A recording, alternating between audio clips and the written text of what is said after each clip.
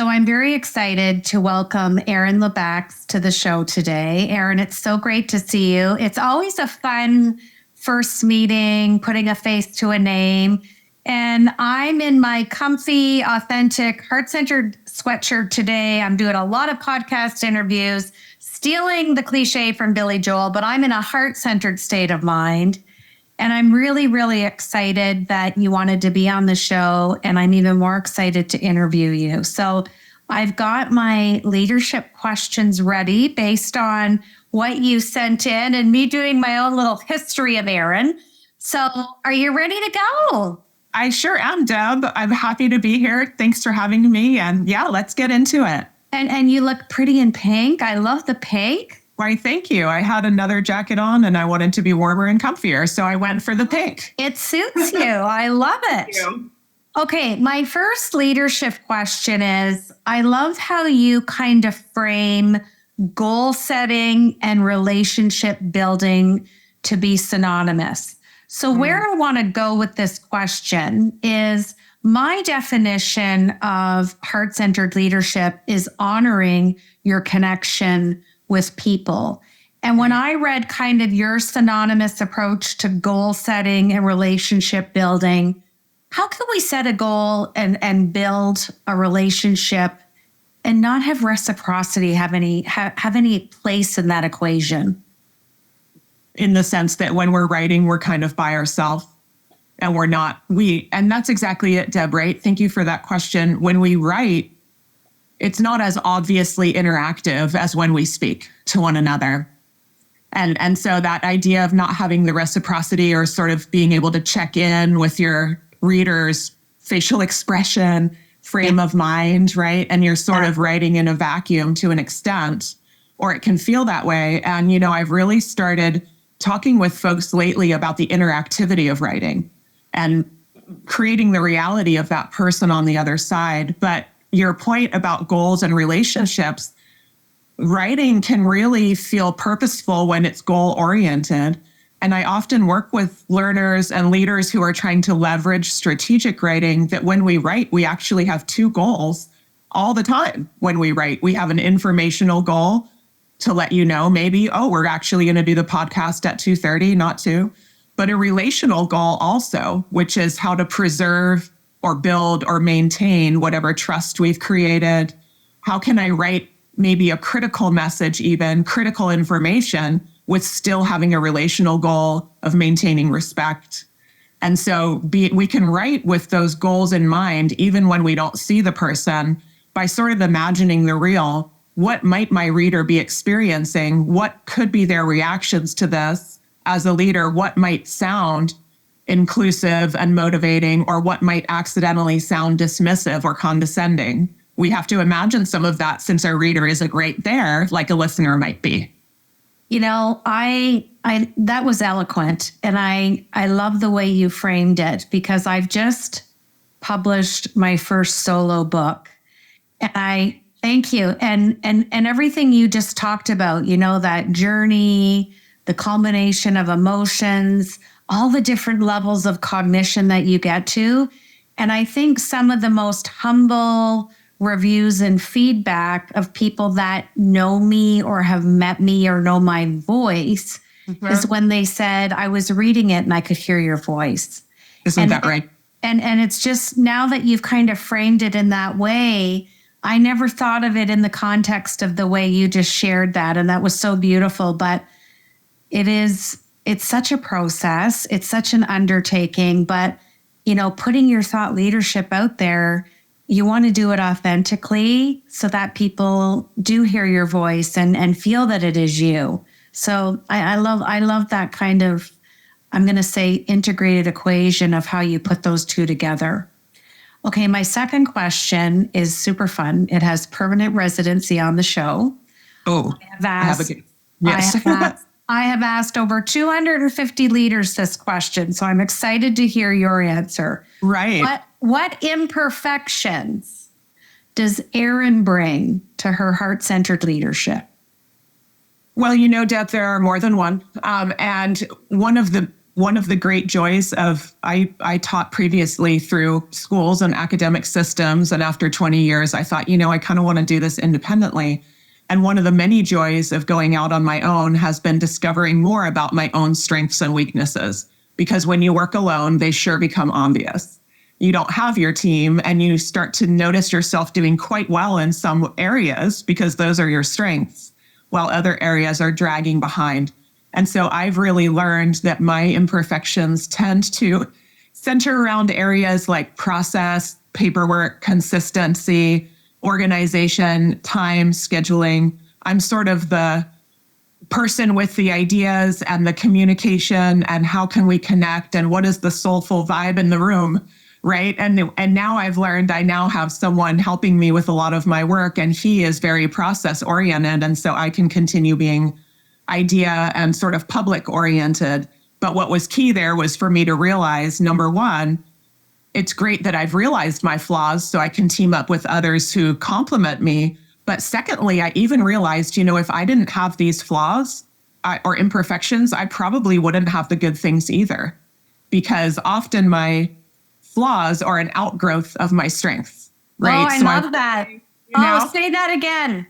My flaws are often, or my imperfections are the outcome or the outgrowth of my strengths. Because if I want to be inspired and creating content and helping people get confident about their writing, it kind of stands to reason that I might forget, a piece of paper, or maybe I didn't do my finances in the most organized manner, right? It's an outgrowth of the fact that I'm focusing in this human dynamic living moment way. And so I mentioned that to a friend recently, and he said, I never thought of the idea that my sort of quote failings could actually just be the other side of the coin of my strengths. And if I were good at all those things, I might be bad at what I'm currently strong at. And I don't want that. Exactly. I love that. Okay. So you talk about having an openness to risk, which I'm going to say maybe that's the cousin to imperfection. Nice segue into my third question. What do you mean by being open to risk? Is that a self-audit to explore vulnerability, authenticity, maybe dip your toe in imperfection? Where does that come from in your world? Well, it's been built over time. I've been in the classroom for 20 years. When I started, it was at a high school that was underfunded and overcrowded. And you will know right away if your teaching is useful. Teenagers will let you know. And that's how I learned to teach. And so I had to take risks. I'm going to teach to this group who's not super interested in this. I'm going to do this wild thing to show that it's intellectually meaningful and they can really engage. And so over the time, I just started to notice that was one of my strengths, the willingness to take a risk. And I remember recently reading The Confidence Code by Shipley, and I can't think of the other author right now, but one of their key points was that confidence is built often from risk taking and being willing to, whether you succeed or fail, the fact that you do rather than get into analysis paralysis. And so after reading that, I thought, that's really true for me. And I'm lucky that I am okay with risk. I swim open water races. I think that between teaching and being in the ocean and all that, I just sort of have accepted, something might not go well today, right? It's out of my control. It's okay. I'll probably mess up. I even used to think, well, I'm speaking to 150 people right now. Just statistically speaking, there must be a few who don't really like what I'm saying or don't like what I'm wearing. It's just statistically normal, right? And so realizing in everything I do, even down to trying to use Spanish when I can, and it's not perfect, but people say, wow, I'm so glad you risked doing it because now we feel included. And so I've learned that the risk, the daringness, the chance that it could be good for people is worth it for the couple of times that there will be mistakes, which really just end up helping me learn anyway. Well, and one of my heart-centered leadership qualities is the ability to fail forward. And I would rather fall on my face and get back up trying than live in the world of, I wish I woulda, coulda, shoulda. That you just defined the epitome and daily living of an entrepreneur. And it's interesting because you came at it after working in multiple roles in your career. And I think taking that leap of faith says so much about you and just that confidence you talk about that we build. And I think it gets stronger when we take risk and we fall on our face and we fail. And I agree. Okay, my fourth question, super excited to ask you this one. You talk about when you're communicating as a leader, it's a quote, make or break within the organizational culture. Right. How does trust and respect depend on intentional language? And you talk about the risk. So when we look at this in the intersection of writing and communicating, where does it intersect and why is it so imperative? And maybe you could give us an example. Sure. I'd love to start with an example and then kind of unpack what that means for us all, right? About how can intentional word use be that? Why would I call it make or break, right? Am I really saying that it's that important? And I am. And I recently worked with a young woman who, I won't say, of course, the business, but she was fairly new in her career and she was in her second career job. I think she was about 28. And I'll tell you, side note, people in their 20s come up to me after classes all the time and say, gosh, I wish I would have known these things about writing when I left college or grad school because we're not writing the same way, right? Anyhow, she told me that she had switched jobs recently. Her very first career job was for a company who actually has some notoriety for not being a good workplace in terms of respect for employees. And she told me that she used to read the monthly leadership emails and feel very dismissed and unimportant. And she used to tell her mom, we're talking about someone in their first career, right? Mom, I don't feel that great here. And I asked her, why was that? And she said, well, truly, it was these monthly leadership emails that seemed like only the top levels of people mattered. Fast forward a few months, I met her when she had a job in this startup about sort of railway transportation in a new, innovative way. And I said, well, what's it like there? And she said, I literally called my mom the first day I received an all hands email and said, Mom, I'm in the right place. Because she was now hearing from a leader where the email was all about them. It made her feel motivated, included, important, and respected, right? So I can't wait to work today. I'm part of an amazing team. I'm so lucky to have this job, right? That's the opposite to the retention crisis we're seeing and the morale crisis, which she had experienced in her previous job. And so to me, we can spend all the money we want boosting morale with wonderful events and money and parties or whatever it might be. But if we go back to work the next week and the leadership's email is condescending, often by mistake, that money was all for naught, right? And so it's make or break at the end of the day, because if we can't walk the talk by being respectful in our writing, we will lose people without even knowing that they're starting to drift away. Absolutely. And that's such an important point. And I love, you're coming from a writing perspective with your business and your background, and language is so important and it can be misconstrued, whether we're face-to-face in an email. And it segues nice into my Fab Four. So my first question, we don't want you to think about these, Erin. We just want whatever's sitting on the top of that brilliant writer's mind. Okay. What word or phrase shows up daily in your leadership? Oh, well, intentionally used, the word or phrase, the words you and your. Love it. Which very much need to be intentionally used because they can be used quite badly as well. Yes, good example. Name a book. I know you named one earlier in a question, so you have to think of a second one now that you've read. This could be at any time in your life that was impactful. What was the name of the book? Who's the author, and how did it impact you? Well, I'm going to go with the book that I'm not done with yet, which just goes to show how powerful the writing is. And it's not a business book. It's called An Immense World by Ed Wong, and it's a science book. It's about, though, how the world is perceived and experienced by other species. Mm-hmm. And so it kind of helps us get past the othering that we often do to people or other species or other cultures, right? So it's almost like a cultural understanding book, but with biology mixed in. And so what it's showing me is, just like in leadership, if I'm thinking from my perspective versus my team's, I may not say what's most relevant to them. And this book is kind of like going even farther. It's, well, humans might see this perspective, but in this animal world, this is another perspective where hearing is as important as vision or whatever, right? So all in all, it's just helping me get more and more ideas about how we all come to learning from different angles, to leadership, to modeling, to following a model from different perspectives. So it helps me, even though it's biology and psychology put together, it helps me understand our differences better. I love that. And I love, I remember my Irish Nana always saying that leaders are readers, and you should read every day, even if it's only 10 minutes. Yeah. We continue to evolve and grow as leaders. And I love the impact. And I love that you're mixing up how you're wanting to learn things. So that's another book to add to our long list of amazing recommended books that people have shared on the show.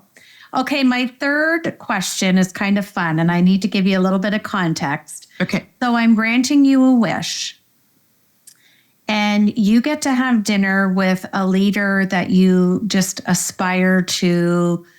They could be living, they could have passed away. Who is that leader, and what is the dinner conversation? I guess the leader would be, and it's, I'm not doing my best here because I don't have her name at the tip of my tongue, but she was the CEO for Patagonia who made all those decisions about, we want to put our work behind our values about the environment. And they also sort of democratized ownership. And I just love the idea when leaders, we hear people often say the things they wish that they could do, but here was a company doing it. And not every company can make those same choices, but I've watched them make a couple of choices to sort of change their pay structure, change their import-export structure, to try to really be able to say, we're walking the talk of what we think is valuable in terms of how we treat people and our environment. I love that. And I just think it's amazing that talk about risk, right? To step out of the corporate model in that way. I just thought it was impressive. And I love the imperfection that you still gave the answer, even though you didn't give that CEO's name, which we can all find out quickly on Google. Right. And what a lasting impression it's left on you. That's beautiful. Mm-hmm. I want to be your new friend, Erin. This has been so much fun. Wise. I agree. This has been great. Before I have you finish the show with the last question, which I have you finish a sentence, I just want to say, you're such a great example of someone to be on this show.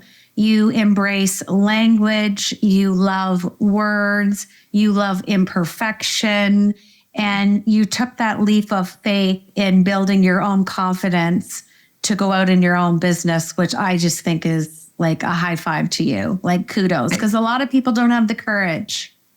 Right. I wouldn't have done it if I hadn't been watching my college students do the same thing right then as they graduated to start their own businesses. And I thought, why not me? And just because I'm 20 years older, I can still do it. I had Chip Conley on the show, and what I love about him is he said something to me I'm never going to forget. When he sold his hotel conglomerate in his mid to late 40s, the brainchilds of Airbnb came to him. He said to me, I thought it was so ridiculous that someone would want to rent someone's house when you could go stay in a luxury hotel. He said, I'm eating the humble pie. They didn't know how to scale it, but he did. But what they taught him, and I think this is what you're saying, is we lose the ability to stay in awe and a state of wonder. Right. And that brought him back, and curiosity and dreaming again. And why not? And now he's in his 60s and is doing a whole modern elder thing. But, would that have happened if he didn't align with some younger, out of college brainchilds of this great vision? Like you said, they were the idea people, but they didn't know how to execute or scale it. And there's another good example. So I just want to wish you continued success. And thank you for all that you do to help people be so eloquent with the written word. Well, thank you, Deb, and thanks to you too, and congratulations on your new book. Thank you. And I'm going to have you finish the show by finishing this sentence, and I'm very excited to hear your answer. Yeah. Heart-centered leadership is respect and openness.